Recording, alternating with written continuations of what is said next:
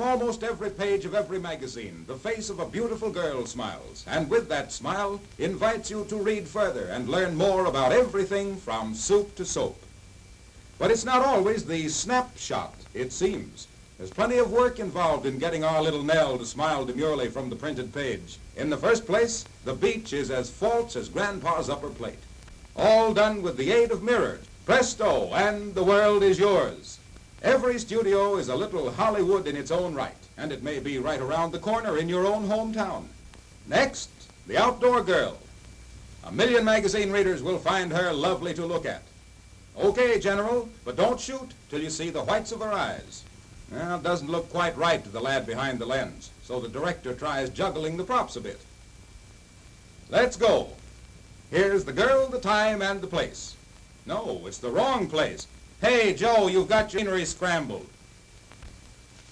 It's June in January, but what happened next nobody can remember because everything went. Comes the dawn, and what's this? They're all set with the next set. But again, things are not what they seem. It takes half a dozen lights placed flat on the floor of the car to properly backlight the model. The cameraman has to be careful about reflections. Changing the angle of the no-draft ventilator eliminates the glare. And in order to kill their reflection in the Duco finish, they pull another trick out of the bag. And now they're ready to take it. Hold that pose. And here it is, another perfect picture.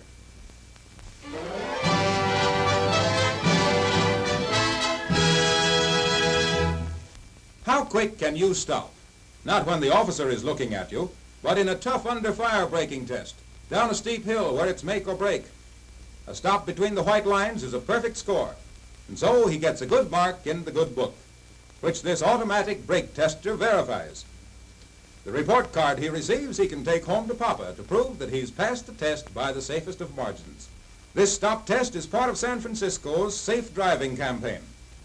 The steep natural proving grounds lend themselves to many another unusual test, unofficial and unscientific, but nevertheless effective. A policeman gives the signal, then it's downhill again. This poker face in the stuffed shirt is the perfect deadpan comedian, with the face that can stop a car.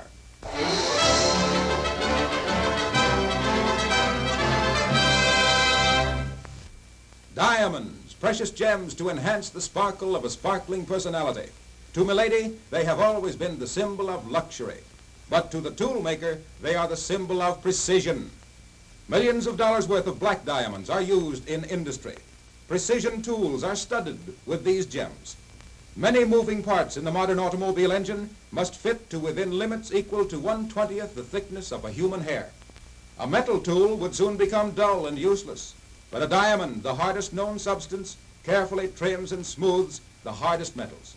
And so, for the greatest precision, this industry relies on diamond-studded drills and dressers. These connecting rods are made to fit gray iron pistons with absolute accuracy.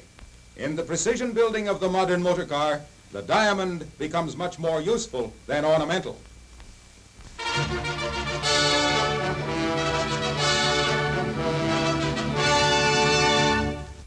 Desolation, ruin, doors and windows open to the elements, weeds growing in business streets, stores without customers, squirrels and field mice the only inhabitants.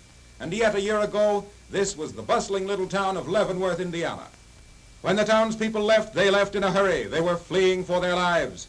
Householders left their belongings to ruin and decay. The song is ended. And the reason? Old Man River up to his old tricks. The usually calm Ohio, gorged with winter floodwaters, drowned and battered little Leavenworth. It may have happened before, but the people of Leavenworth are making certain it will never happen again. Picks bite into the hillsides. Eyes pore over blueprints, planning, working, looking forward. Saws and hammers make a cheery hubbub, and new homes rise on the pleasant slopes above the Ohio. A tent city houses the refugees from flood-ruined Leavenworth. And here under canvas, life goes on much the same as ever. Cooking, cleaning, washing. Digging, hauling, building. Swiftly the new Leavenworth takes shape, built securely in the good earth, the good high and dry earth.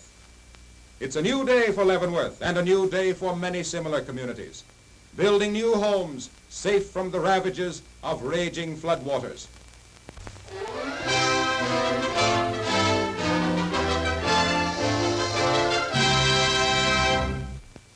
Hey, Skinny, the circus is coming to town.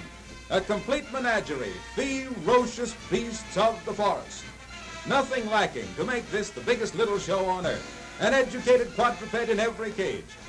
The line forms to the right, so don't get left. Step right up, gang, the show is on.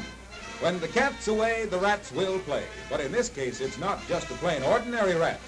It's a trained Russian hooded rodent. Up the ladder like a smoke eater, and 2 steps at a time, mind you.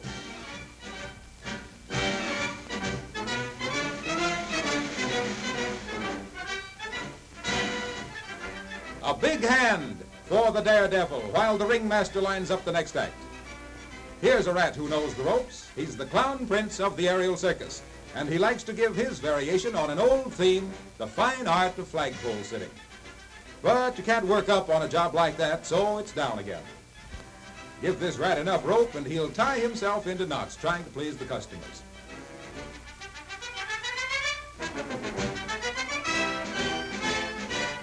Fencing is his favorite sport, and he climbs this one with the greatest of ease, this daring young rat on the flying trapeze. Or maybe there's a cat in the audience, and he's trying to disguise himself as a revolving door. And now for the grand finale, presenting Archie in the leap for life, through a dangerous hoop of fire. It's terrific, it's better than that, it's sensational, it's much too high.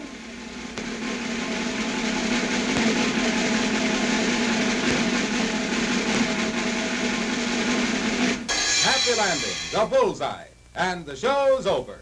Aw, rats.